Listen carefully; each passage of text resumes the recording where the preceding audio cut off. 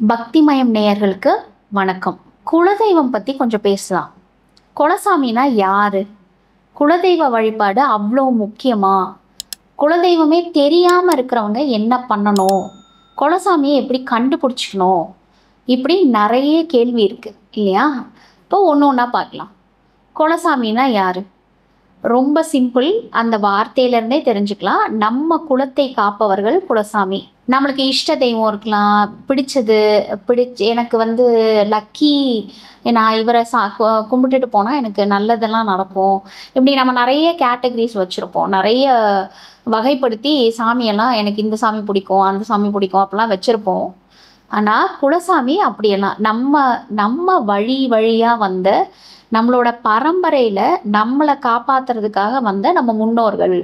இப்போ நான் இருக்கேன்னா என்னைய உருவாக்குறதுக்கு ஒரு 8 தலைமுறையினரோட எட்டு தலைமுறை டிஎன்ஏ சேர்ந்தாதான் ஒரு சுரேஷ், ஒரு ரமேஷ், ஒரு எக்ஸ், ஒரு ஒய் இதெல்லாம் உருவாக்கப்படுறாங்க அப்படின்னு சொல்கிறாங்க. அப்போ 8 தலைமுறைனா பாருங்களேன்.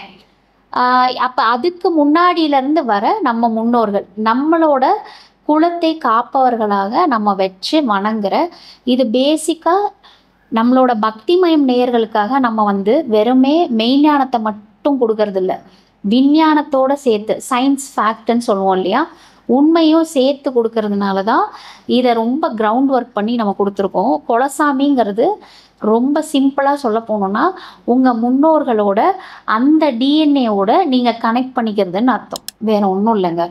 கனெக்டிவிட்டி, இதுதான் குலதெய்வ வழிபாடு. அப்போ இதிலருந்தே தெரிஞ்சிருச்சு குலதெய்வ வழிபாடு எவ்வளோ முக்கியம். இப்போ என்னோட குலம் நல்லா தழைச்சி ஓங்கிறதுக்கு, நான் நல்லா வர்றதுக்கு, எனக்கு நல்லதெல்லாம் நடக்கிறதுக்கு, எனக்கு நல்லது அல்லாதது ஏதோ நடக்குதுன்னா அப்போ எனக்கு ஒரு சப்போர்ட் தேவைப்படும். அது எனக்கு கண்ணுக்கு தெரியாது, ஆனால் ரொம்ப ரொம்ப பவர்ஃபுல்லான சப்போர்ட்னா அது இந்த கனெக்டிவிட்டியிலேருந்து தான் வரும். அப்போ குலதெய்வ வழிபாட்டை ஒரு நாளும் நிறுத்தாமல் பண்ணிக்க வேண்டியதுங்கிறது அவங்க கடமையாக போகுது. அட்லீஸ்ட் வருஷம் ஒரு தடவையாவது போங்கன்னு சொல்கிறாங்க. நம்ம என்ன சொல்லுவோம்னா 6 மாதத்துக்கு ஒரு தடவையாவது போங்க. வசதி இருக்கிறவங்க 3 மாதத்துக்கு ஒரு தடவை கூட போயிட்டு வரலாம். என்றைக்குமே முதல்ல காலையில் எழுந்திரிச்ச உடனே ஒரு தடவை உங்கள் குலசாமியை நினச்சிட்டு அந்த நாளை தொடங்குங்க. அந்த நாள் ரொம்ப நல்லா போகும். இதெல்லாம் ரைட்டுங்க. குலசாமி தெரியல, எங்களுக்கு குலதெய்வ வழிபாடு விட்டு போச்சு, நாங்கள் என்ன பண்ணணும்? இப்படி நிறைய பேர் கேட்குறீங்க. அநேக பேர் குலசாமி தெரியாதவங்க முருகரை குலசாமியாக வச்சுக்கிறாங்க. முருகர் தான் எல்லாத்துக்குமே கடவுள்னு சொல்கிறோம்.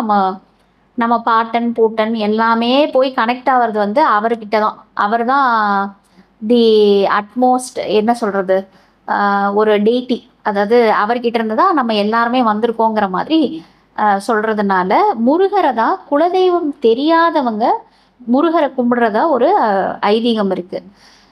ஆனால் நம்ம பார்த்த வரைக்கும், நம்ம பின்னாடி போய் ஒரு ரிசர்ச் பண்ண வரைக்கும் குலதெய்வம் தெரியாதவர்கள் பைரவரை கும்பிடுங்கன்னு சொல்கிறாங்க.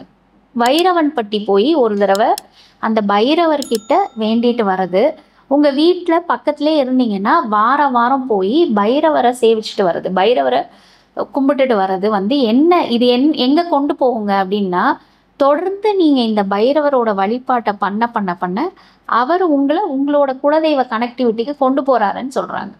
அண்ட் இது ரொம்ப நடக்குதுங்க. இது டெஸ்டிமோனிஸ் நிறையா இருக்குது, இன்க்ளூடிங் மீ. எங்களுக்குமே அப்படி நடந்திருக்கு. நாங்கள் குலதெய்வ வழிபாடு எங்களுக்கு நின்று போயிருந்தது.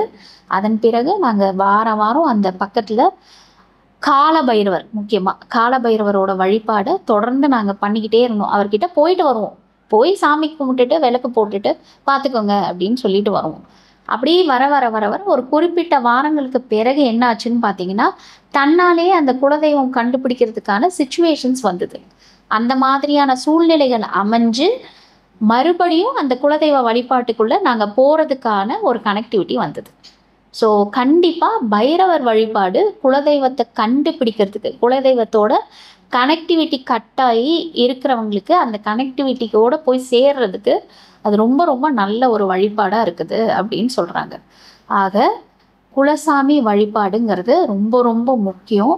எதுக்கு முக்கியம்னா, என்னோட குலம் தலைச்சு ஓங்கிறதுக்காக குலசாமி வழிபாடு ரொம்ப முக்கியம். குலதெய்வங்கிறது வேற யாருமே இல்லை, நம்மளோட வழி வழியாக வந்த முன்னோர்கள் தான்.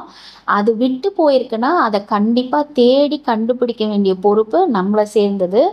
இதுக்கு நீங்கள் பண்ண வேண்டியது ஒன்று முருகர் வழிபாடு, இன்னொன்று பைரவரோட வழிபாடு. நன்றி.